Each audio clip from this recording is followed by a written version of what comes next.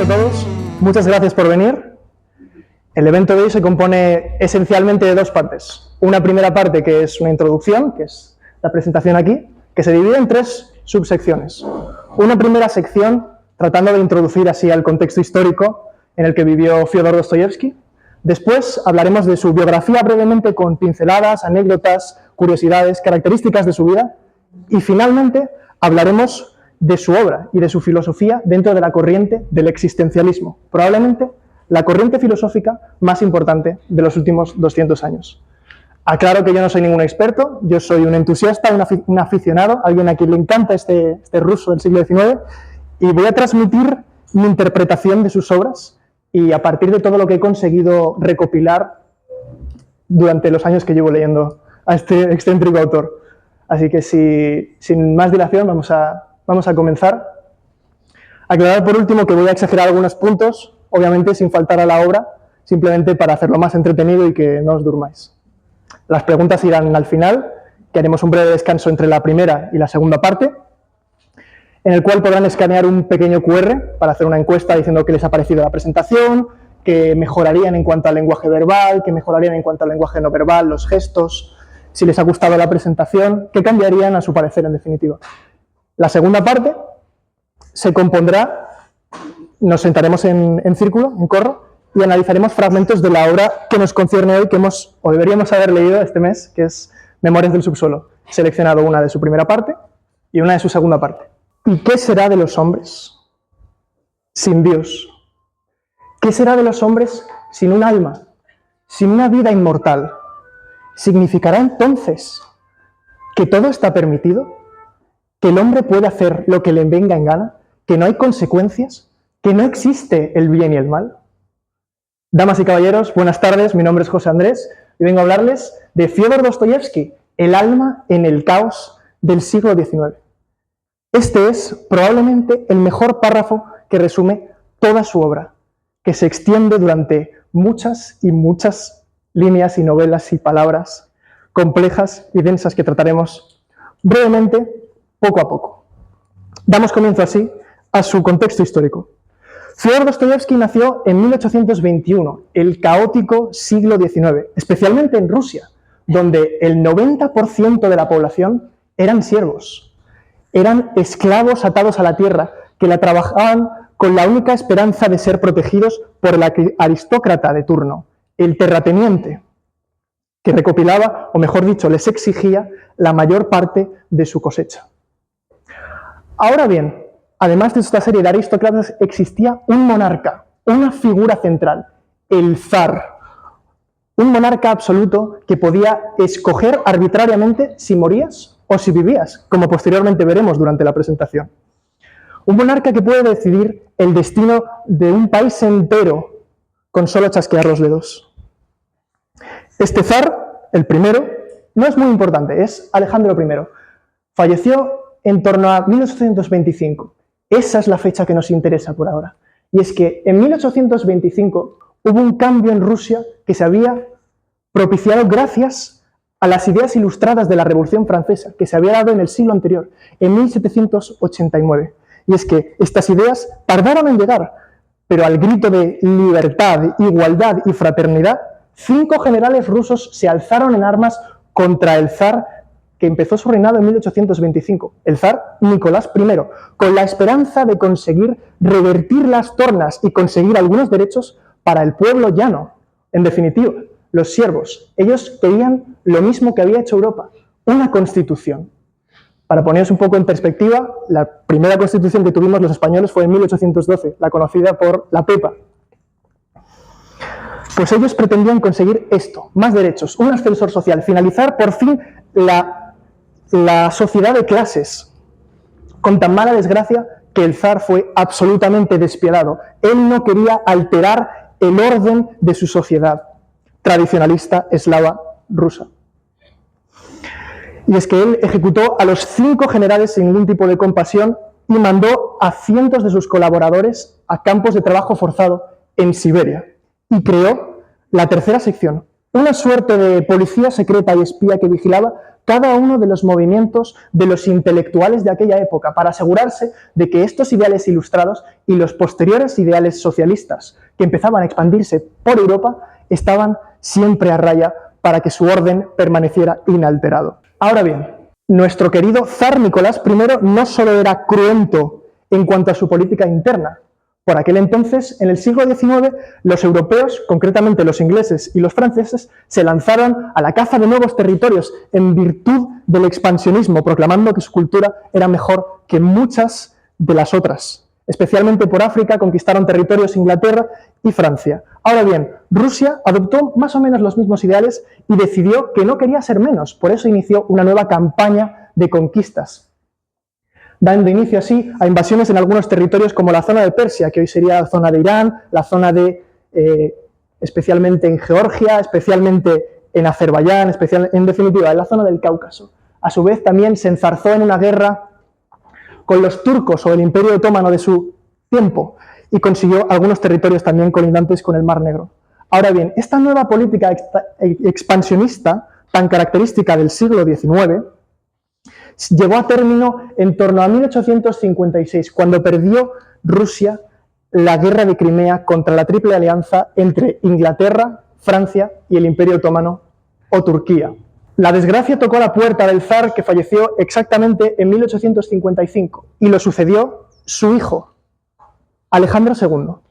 Con toda época de cambio, los rusos aprovechan sin duda alguna para intentar alzarse en armas de nuevo y así conseguir esos derechos que querían que se proclamaran en una suerte de constitución en 1825. El nuevo zar no se andó con chiquitas y sofocó todas y cada una de las revueltas, especialmente las que ocurrieron en Polonia, que por aquel entonces era algo así como parte de lo que se podría decir que era el Imperio ruso. No obstante, el mismo zar Alejandro II decidió iniciar algunas reformas. Y es que era un gran paso para la sociedad de aquella época, en 1861, emancipar a los siervos. Se acabó por fin la servidumbre. No más esclavos. O eso pensaron. Porque como resultado, las tierras de los aristócratas se privatizaron, dando como resultado que en vez de poder trabajar la tierra, ahora se trabajaban de manera asalariada. Esto quiere decir que muchos perdieron su empleo. Pero, no obstante, el zar decidió iniciar a la industrialización, con mucho más retraso que el resto de europeos, pero finalmente en las grandes ciudades dio comienzo la construcción de fábricas de algodón y de azúcar, y así surgió la clase proletaria rusa. En cuanto al resto de reformas, empezó a construir el famoso Transiberiano y el resto de ferrocarriles a lo largo y ancho de toda Rusia, y alguna creación de una suerte de asambleas que podrían decirse que son democráticas, pero era más para aparentar más que otra cosa, puesto que en realidad el poder lo tenía y lo seguiría teniendo hasta su asesinato, el zar Alejandro II. Lo asesinaron en torno a 1880-82, por ahí si no recuerdo mal. Y es relevante porque con su asesinato y con todas las reformas, Rusia se dividió en dos.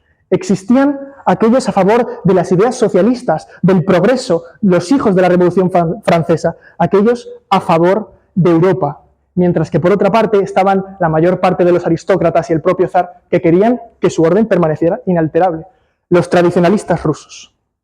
Y es que esto sería el caldo de tu cultivo perfecto para que así se gestase la Revolución Rusa de 1917.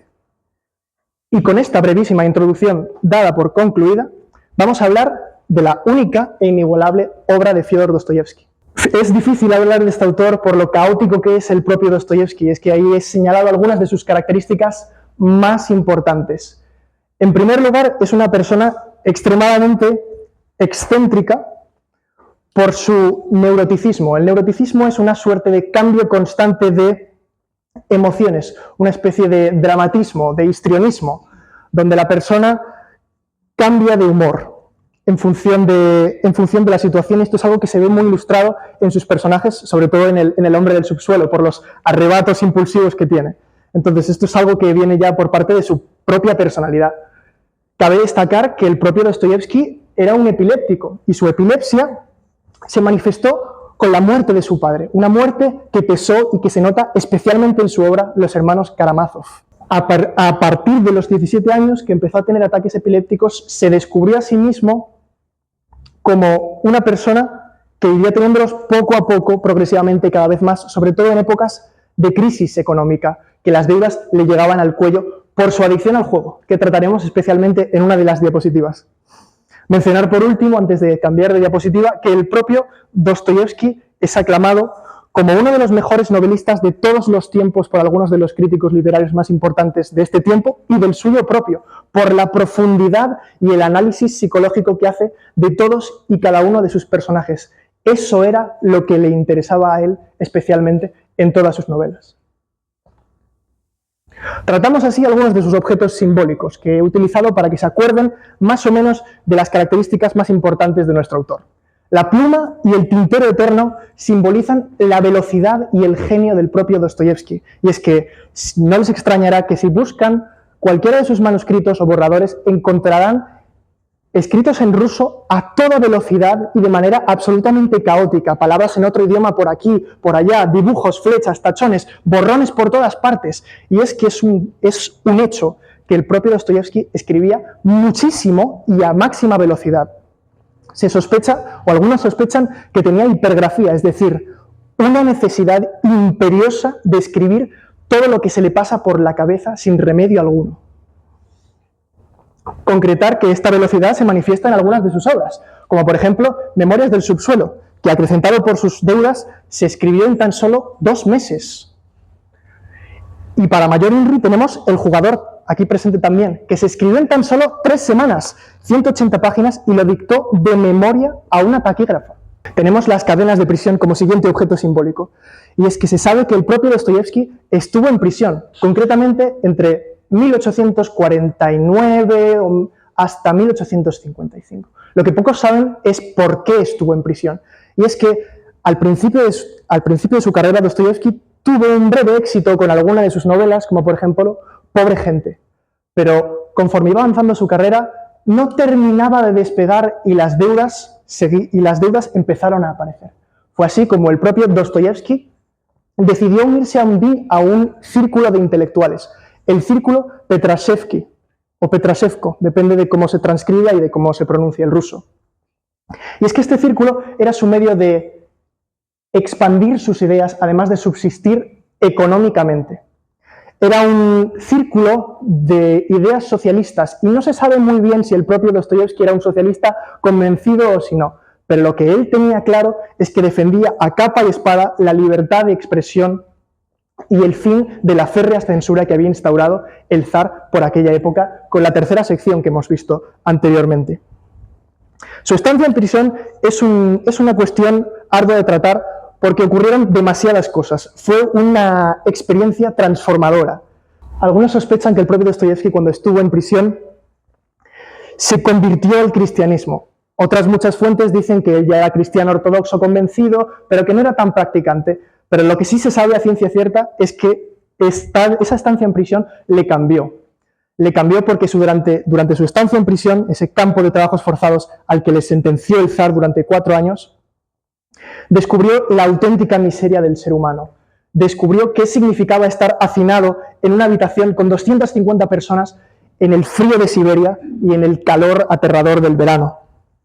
Y fue gracias a la lectura de un Nuevo Testamento y a la visión de todos los asesinos, de todos los violadores, de toda la peor calaña humana que se encontró allí, que descubrió, o se dice que descubrió, algunas fuentes señalan, que descubrió a Dios.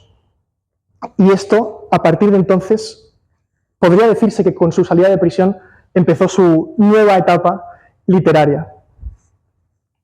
No podemos irnos sin olvidar, por supuesto, el decreto del zar, una carta que le salvó de la muerte. Y es que el propio Dostoyevsky, antes de ser condenado a prisión, en un principio estaba sentenciado a muerte. El propio zar estudió el caso del círculo Petrashevsky antes de ser enviado a prisión. Sabemos que al zar no le gustaban para nada las ideas socialistas del círculo Petrashevsky y decidió que la mejor solución era sentenciarlos a muerte.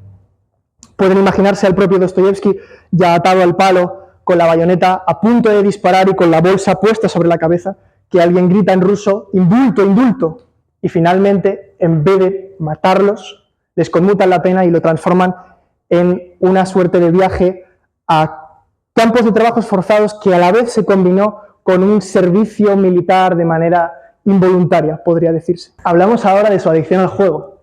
Es una de las cuestiones que más lo persiguió durante toda su vida. Y es que a la salida de prisión comenzó a impartir clases de manera de tutor privado en algunas casas de clase media alta, para empezar a ganarse la vida y quitarse algunas de sus deudas. Fue entonces cuando empezó a escribir algunas de sus novelas de su segunda etapa que conocemos a día de hoy, como Apuntes del subsuelo y El jugador, que vendría después. Durante esta escritura resulta que tuvo cierto éxito entre los círculos y entre la gente de aquella época, dando como resultado la posibilidad de poder viajar y así expandir su mente. Además, por aquel entonces, los ataques de epilepsia empezaron a acentuarse cada vez más y su estado a empeorar. Así que los médicos le recomendaron viajar a Europa Occidental para abrir su mente y encontrar en algunos de los balnearios una posible terapia para mejorar su condición. Con tan mala fortuna que para hacer escala en su viaje a París decidió escoger Wiesbaden, o la ciudad del juego alemana de aquella época por excelencia, y decidió probar suerte a la ruleta. La desgracia llamó a su puerta y así fue como perdió por primera vez todo lo que tenía y volvió a Rusia con prácticamente nada. Así fue como las deudas empezaron a escalar. Se dice que la adicción al juego le persiguió durante toda su vida. Algunas fuentes, incluso él mismo señala que no, que una vez contrajo su segundo matrimonio, del cual ahora hablaremos, dejó para siempre el juego, pero otras fuentes señalan que no, que ese ansia dentro de él de jugar y jugar y jugar y jugar, a pesar de que sabe que va a perder, siempre permaneció en él. Pasamos brevemente a comentar su vida amorosa a través de El anillo empeñado. Y es que las deudas persiguieron cada uno de sus matrimonios. Tuvo dos esposas. A la primera, Ana Dmitrievna Ismayeva, la conoció durante esa estancia en la que se dedicó a enseñar en casas de gente privilegiada, y la descubrió casada y se enamoró locamente, perdidamente. Era una mujer de carácter fuerte, extremadamente inteligente, que lo rechazó muchísimas veces, en primer lugar porque ya estaba casada. La fortuna llamó a la puerta de Dostoyevsky porque su marido había sido destinado al servicio en la guerra de Crimea y murió un año después. Siguió insistiendo una y otra vez, y por favor, cásate conmigo, y finalmente aceptó. No obstante, Dostoyevsky descubrió una vida marital extraordinariamente infeliz, una suerte de amor tóxico. Y es que él mismo escribe en uno de sus diarios que era una relación que detestaba, que casi aborrecía, que le repugnaba, pero que no podía separarse de ella, porque la acompañaba en cada una de sus miserias. La desgracia llamó de nuevo a la puerta de Dostoyevsky, y es que su esposa Ismayeva, o Ana en este caso, falleció de una tisis en torno a 1860 que acabó convirtiéndose en una tuberculosis y la mató tan solo 5 años después de casarse, aproximadamente. Coincidió además con la muerte de su hermano, una figura muy querida para él, al que le mandaba muchísimas cartas y le pedía ayuda con la publicación de muchos de sus manuscritos, con el que incluso fundó una revista en su momento. Las deudas de nuevo tocan a la puerta del propio Dostoyevsky, que se ve obligado a hacerse cargo de su hijastro, del hijo del primer matrimonio de su esposa ya difunta, y de además de los 4 hijos que había dejado su hermano y de la viuda. Y es en este periodo absolutamente acuciante económicamente que él decide ponerse a escribir como un loco, y es en este momento en el que escribe las primeras 200 páginas de Crimen y Castigo para cobrar un anticipo para así poder pagar las deudas. Es en este momento en el que se escribe Apuntes del subsuelo por aquel entonces y El jugador. Sobrepasado por el trabajo, Dostoyevsky decide contratar una taquígrafa, y es que esta taquígrafa, joven, de unos 20 años, sería su segunda esposa. Ana Snitka, creo que se llamaba. Y él confiesa también en sus diarios que nunca había querido más a una mujer. Las fuentes dicen otra cosa, que había tenido amantes por ahí en sus viajes y tal, pero él asegura fervientemente que nunca le había sido infiel y que la había amado profundamente todos y cada una de sus días. Y es que con ella tuvo 4 hijos, 2 de los cuales fallecieron por desgracia con menos de 3 años de edad. Este fue otro tópico que marcó muchísimo a Fyodor Dostoyevsky y que puede verse apreciado también en los hermanos Karamazov. De nuevo, sin spoilers. Aquí podría concluir la segunda parte de esta ponencia. Ahora vamos a tratar su obra enmarcada en el existencialismo, probablemente la corriente filosófica más importante de los últimos 200 años. Y es que el existencialismo aborda preguntas tan importantes en nuestra vida como ¿cuál es el sentido de nuestra existencia? ¿Para qué estamos aquí? ¿Cuál es la razón de nuestra vida? El propio Dostoyevsky es uno de estos existencialistas. No obstante, tenemos que tomarlo con perspectiva y volver al inicio del siglo XIX, donde nos espera Søren Kierkegaard, aclamado por muchos como el primer existencialista. Y es que para Kierkegaard el sentido de la vida está unido a Dios. Kierkegaard no entiende el sentido de la vida sin un Dios. Pero es un Dios protestante, es decir, es un Dios al que se mira desde abajo, desde una sumisión y subordinación absoluta. Dios es un ser omnipotente y omnipresente que está muy por encima de nosotros. Ahora bien, para alcanzar la plenitud de nuestra vida, tenemos que poder presentarnos ante Él como, digamos, llegar a su nivel, por decirlo de alguna forma. Y para ello tenemos que cumplir con determinados requisitos. En Temor y Temblor, él dice que la forma de alcanzar ese equilibrio para presentarnos ante Él y convertirnos en el individuo sería hacer una síntesis, un equilibrio, un balance entre 2 cualidades como el cuerpo y el alma, 2 cualidades como lo espiritual y lo material, 2 cualidades como lo finito y lo infinito. Por desgracia para muchos, yo incluido, Kierkegaard nunca te explica en esa obra, en La enfermedad mortal, cómo alcanzar ese equilibrio. No deja ningunas instrucciones. Entonces no se sabe muy bien si uno tiene que esperar a la llamada de Dios para saber que ha encontrado el equilibrio en la sociedad, encontrar el equilibrio dentro de uno mismo. Pero desde mi punto de vista, sí existe un paso más. Una vez se ha logrado más o menos encontrar el equilibrio, que sería lo que él dice en Temor y Temblor. Para alcanzar la vía directa hacia la conversión en el individuo y poder encontrarse al mismo nivel de Dios, o por lo menos encontrarse la dignidad de presentarse ante Dios, uno tiene que renunciar, así lo dice en Temor y Temblor, a lo que más valioso es para uno. Y no habla desde un punto de vista pecuniario o económico, sino desde un punto de vista personal. Utiliza para ilustrar esta enseñanza la idea de Abraham e Isaac. Abraham tiene que renunciar a su único hijo en virtud de Dios, por fe, sin ninguna razón. Y es que en ese momento Dios, o más bien un ángel que enviado de Dios, detiene antes de asestar el golpe final a Isaac y le dice, tu hijo te ha sido devuelto. Esto es lo que plantea Kierkegaard, renunciar a eso que es más importante para uno y que le sea devuelto. Lo que no cuenta Kierkegaard es qué ocurre si no te es devuelto. Porque él dice que Dios es incognoscible, no se puede comprender, es un ser omnipotente, su voluntad es insondable. Entonces, ¿qué ocurre si no nos es devuelto? Pues no se sabe. Él esperaba que le fuera devuelto el sacrificio que hizo y se llevó a su tumba el secreto de qué ocurre si no le era devuelto. Podríamos decir que fue infeliz, quizá, se quedó soltero por voluntad propia, podría haber buscado una mujer, pero no, decidió que, al igual que Juan el apóstol, él se quedaría soltero. Se llevó el secreto a la tumba, supongo. Fyodor Dostoyevsky y su pensamiento. Esto es una interpretación. Fyodor Dostoyevsky nunca escribió un ensayo. Todos son diarios y novelas. Ahora bien, en sus novelas puede entreverse, sobre todo los hermanos Karamazov, una filosofía muy sufriente. ¿Qué quiero decir con esto? Con esto quiero decir que a Dostoyevsky le bastaba mirar alrededor, sobre todo por su estancia en Siberia, en ese campo de trabajos forzados, para darse cuenta de que existir era sufrir. Ser consciente de que existimos era sufrir todavía más y que el sufrimiento estaba unido indisolublemente a vivir.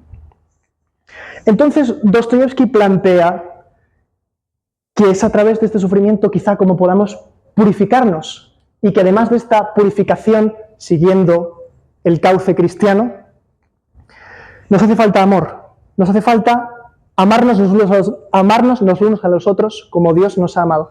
El mandamiento que dejó Jesucristo. Porque si no amamos incluso al enemigo, el sufrimiento es tal que la gente muere, existen enfermedades, existen suicidios. Hay que hacer la experiencia vital un poco más tolerable. En adición a esta doctrina suya, de los hermanos Karamazov, repito, él plantea la existencia de Dios. No aclara muy bien si es un Dios religioso, podríamos interpretar que sí lo es, en cuanto a Cristo, pero no aclara la existencia de un Dios omnipotente como es Yahvé, como es Jehová en la Biblia, ¿no? Él lo plantea más bien como una idea que sirva de árbitro moral entre lo que está bien y lo que está mal. Porque, y recordemos el párrafo del principio de la presentación, si Dios no existe, todo está permitido. Para finalizar y abrir el gran dilema que tenemos y que se presenta en la sociedad actual, tenemos al querido por muchos y detestado por todavía más gente, Friedrich Nietzsche, que con su frase «Dios ha muerto y nosotros lo hemos matado», en 1882, revela un problema gordísimo en la sociedad de aquella época. Y es que él, dando una mirada, lanzando una mirada, oteando el horizonte, se da cuenta de que en la sociedad que vive la gente ya no es cristiana. En otras palabras, la gente sí cree en las tradiciones, cree en Dios, cree en Cristo, pero no es practicante. No lleva los ideales cristianos a rajatabla, no cumple con los mandamientos. Es, en definitiva, hipócrita. Y Nietzsche se lo recrimina a todos y cada uno de ellos. Escribe con muchísima pasión y muchísima furia, recriminando a toda la sociedad que ya no sois cristianos, que Dios ha muerto, que el significado de la religión que estaba unido a la vida, ese significado que he aclarado antes con Kierkegaard, ha desaparecido porque ya no sois verdaderos cristianos. ¿Y qué pasará ahora? ¿Qué pasará ahora que la vida ya no está unida a Dios? Es decir, ¿qué pasará ahora que en el trono de Dios ya no existe Dios? El trono ha quedado vacío. ¿Qué vamos a poner en él? Es lo que se pregunta. Él tiene sus ideas y plantea una suerte de hombre que supere al hombre, el superhombre o el sobrehombre, una mejor traducción. Pero eso no termina de cuajar porque no hay espiritualidad ligada y se puede caer en el materialismo extremo. Y ese podría decirse que es el principal problema que tenemos en la filosofía hoy en día. Ahora que no está Dios, ¿a qué le atribuimos nosotros el significado de nuestra vida? Muchas gracias, damas y caballeros, y hasta aquí la primera parte de la presentación.